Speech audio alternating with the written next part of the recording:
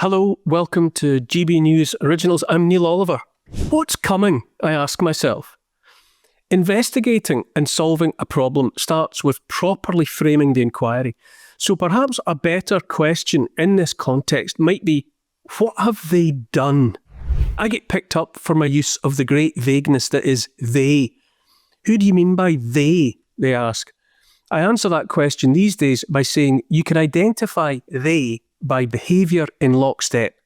They do us the favour of identifying themselves by doing exactly the same thing at exactly the same time and using exactly the same words to explain and to justify what they are doing. This is part of why I don't care to submit anymore to decisions made by majorities, but only part, and I'll come back to that. We saw the lockstep during the COVID debacle. Same actions across the board, same words from every official mouthpiece, and we're seeing it now in relation to digital ID. It's not just us here in Britain forced, and I do mean forced, to contemplate that worst of intrusions by any state ever. The same is floating in the air over Switzerland, Australia, Canada, New Zealand.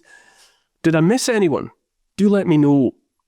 So, what I want to know is, what have they done and what's coming? I ask these questions for a very good reason, which is, as I always say now, it's never about what they say it's about. They say digital ID is to stop illegal migration. They also said the jabs would stop transmission of a virus, save granny and all that. I say digital ID won't affect illegal migration for the same reason the jabs did not stop transmission, which is to say, we know from sworn testimony by Pfizer that the product was not tested for that function. That means when trusting people were told to get the jab to save granny, they were being lied to. In the same way, I say digital ID will not affect illegal migration because that's not what digital ID is for. I say digital ID is designed to facilitate control of the people already living here, not to stop new people arriving. With all of that in mind, I ask again, what have they done? If I'm right, and digital ID is not about migration, then something else is happening. It feels to me that we've reached the part in the story or the movie when the villain of the piece is revealed to have done something utterly appalling, to have committed some unforgivable crime that no matter what else cannot be undone. Having crossed the Rubicon, that villain moves of necessity into cover-up mode. The deed is done and cannot be undone, and so what must happen above all else, what must be achieved, is the covering up of all traces, making absolutely damn sure everyone else is, at the very least, looking in any direction but at the crime and asking who done it.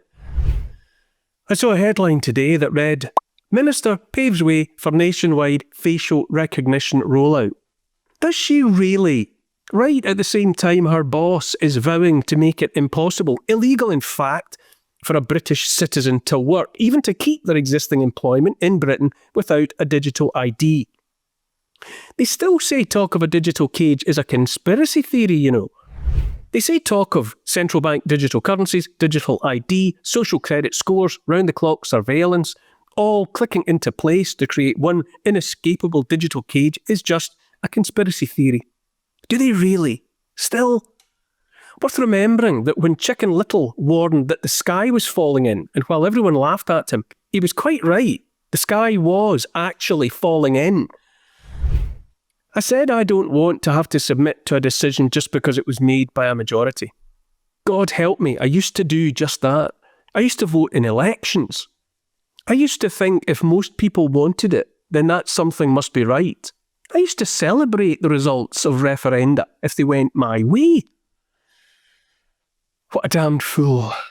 But all of that was before I came to understand that while I had been trusting of and complicit with authority, institutions, the mainstream media, that I had been no more than a hapless, distracted dupe. I realised the mainstream media was the mouthpiece only of the powerful. I realised my trust had been hopelessly misplaced, that I had spent my life distracted by my own doings, been unforgivably naive, and that the majority of my fellows had been naive too. We are, each of us, individuals, and with that comes individual responsibility. But state-sponsored propaganda is almost unimaginably powerful, and I now realise that that propaganda is everywhere. Let me explain my revelation of late by telling a little story. Back in 2021, I was in a routine of flying to London from my home in Scotland, doing my gig on GB News and flying back home after. I refused to wear a face covering. I'd walk through Heathrow Airport, ignoring the angry eyes staring at my bare face from behind pale blue paper strips. Then I'd queue to get onto the plane. Then I'd enter the plane to be greeted by masked staff who would remind me I wasn't wearing a face covering. I'd agree and turn right and look into the cabin where I'd see every seat occupied by a person in a face covering. I'd feel all those angry eyes on me. I'd walk down the aisle, find my seat, take it. Often, a fellow passenger would press the little call button to summon a steward and ask to be reseated away from me, only to be informed it was a full flight. I can tell you it made for an uncomfortable flying experience. As time went on and the jabs became available, I used to think, bad enough they can see I'm not wearing a mask. Imagine if they knew I was unjabbed as well. Maybe they'll gang up, open a door, and throw me out of the plane from 7 miles up. Anywho, as they say, my reluctance to take the word of majorities started then and has stuck with me. It's my belief that if there'd been a national referendum on mandated jabs and forced face coverings, a majority at that time would have delivered both. Now I see that the same authority that might have forced me and mine to take an unwanted medical procedure is now shaping up to take unchallengeable, irreversible control of every aspect of my life and of my family's lives. Forced medical procedures become only a part of it. No majority decision, a decision so vulnerable to the power of persuasion and misinformation manifest in authority and in its mainstream media, will ever fool me again. But I digress. Now we see what we see. Men and women in suits, elected representatives all over the place, promising digital IDs and talking about much else besides, being central bank digital currencies, facial recognition. I saw another headline this week, Europe to replace passport stamps with biometric entry-exit system from October the 12th, 2025. Do they really? Talking about all these things together, digital ID, biometric surveillance, facial recognition. Just conspiracy theory, apparently. What is surely fair to say is that they are also moving fast now. Faster and faster. It's all coming at once, no? And so I ask my questions again. What's coming? And what have they done? Because in line with my assertion that it's never about what they say it's about, in line with that thinking, it follows, for me at least, that all of this is about something else. We know the world is in financial trouble. That's fair to say, at least. All of that debt, all of that money printing, the value of government treasuries and bonds in steep decline, national currencies hollowed out. Nations all over the place are hoovering up physical gold as fast as they can. If you're asking me, I say some of what's coming is the sort of financial event that's going to make what happened in 2008 look like a vicarage tea party. So I say right now that the real explanation for the lockstep action and talk about digital ID and the rest is the visible, audible sign that a paradigm-shifting financial reset is coming down the line at us, and that furthermore, many of us are not going to like it. Not one little bit.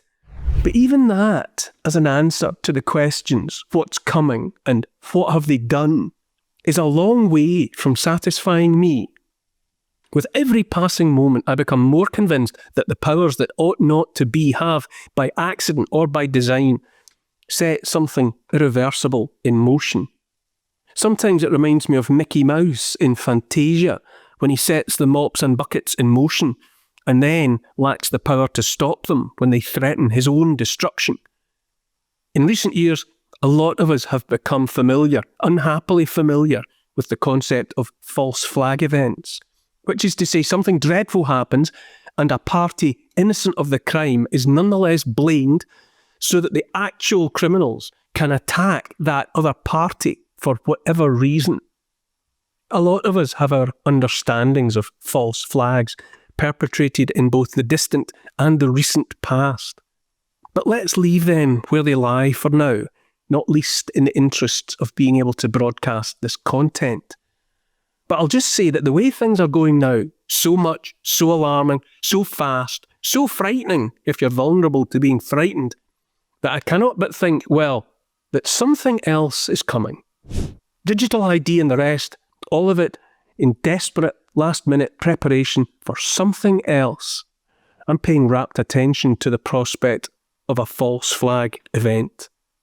For the first time in a long time, the general population is more and more ignoring the mass of the mainstream media and paying attention instead to alternatives.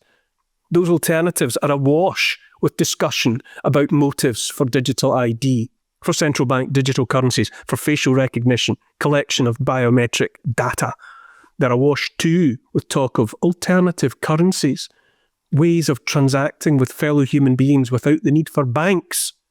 Talk of holding physical gold and silver.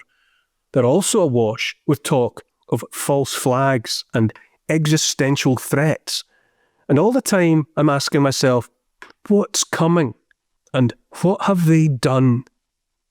Most recently of all, I'm also asking, what are they going to do next? Thanks for watching GB News Originals. If you've enjoyed this content, please click and like and subscribe. And if you haven't done so already, go to the App Store and download the GB News app.